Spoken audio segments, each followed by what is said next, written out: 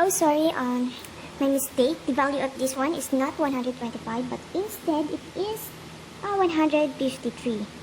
So let me change this one. This is 153. So this is 153 and this is 153. This is 153. Sorry. So this is 153. Okay. So 153 cosine 55 is what? Just 88. But since our z direction is going to the opposite of the positive side, we can now place a negative sign there, showing that our z direction is going to the negative direction. Okay, so we have rz is equal to negative 88.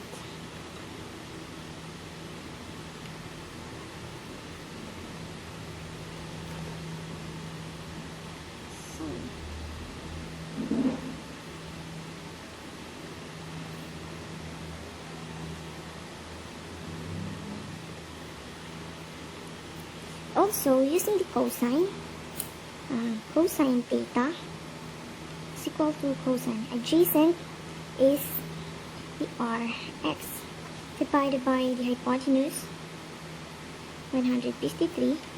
We have rx is equal to 153 cosine 35.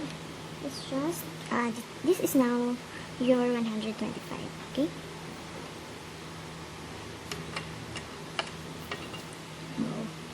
Sorry, 200 cosine 50 is 129. It's 125 negative 88. Okay. Alright. So we already solved for the value of your Rx, Ry, and Rz.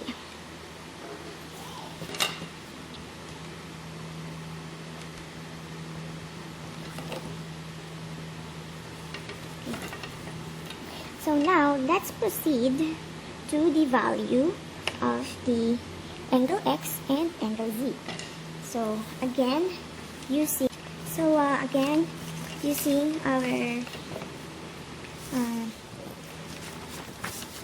formula here, we can now compute the value of the angle x and angle z using this one, since we already computed the value of Rx and Rz. So, and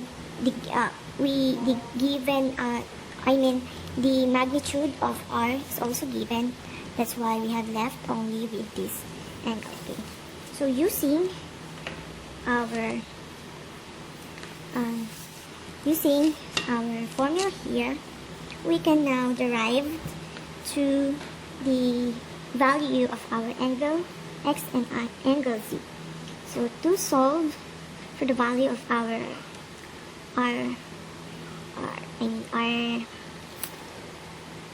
Rx, we have R cosine theta x. So solve for the value of theta x.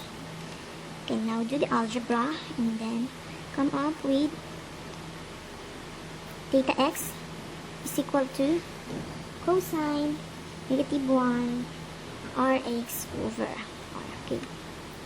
So the value of your Rx is 125 divided by 200. Rx is now 51 degree. So this angle from x-axis here is just 51 degree. Now for the value of the angle z, we can also use this technique. So angle z is just cosine negative 1 Rz over R, which is our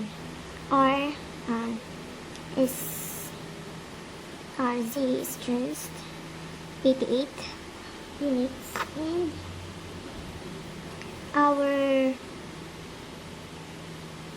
magnitude of R is 200. So finally we have 64 degree. Okay, this is just about 64 degree. Okay.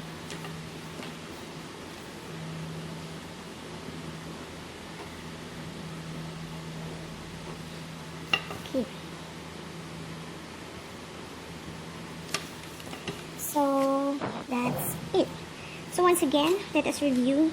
So what we are given here is just the vector r with 200 units and angle from y 50 degree and the swing angle 35 degree from positive x to the say, let's say this is h, okay, going to swinging to that direction. Okay, so since we are given with angle 50 and the magnitude of this r, so we draw this red triangle here, and we designate this side as h. So we determine the value of ry and h using the Sakatowa sine and theta. Okay, so since we are given with angle and r is just 200, so using this triangle we can now compute the value of h and particularly our ry. So since we knew the value of our h, so we can now use another triangle here,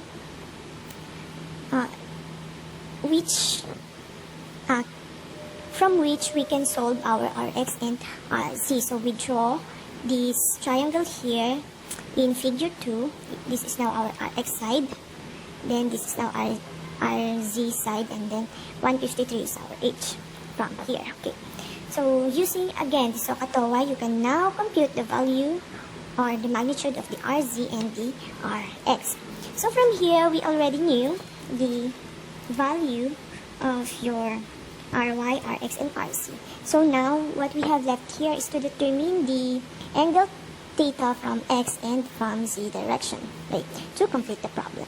So using this formula, we can now compute the value of your theta x and theta y. So we say that component x is equal to the magnitude of vector r cosine the angle from positive x-axis.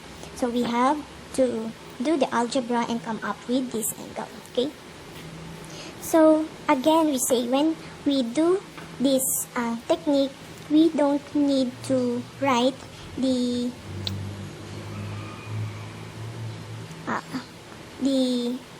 positive or negative value of your r here. Okay, so from here we can now compute the value of your theta c, which is 64 degree. Okay, so that's it.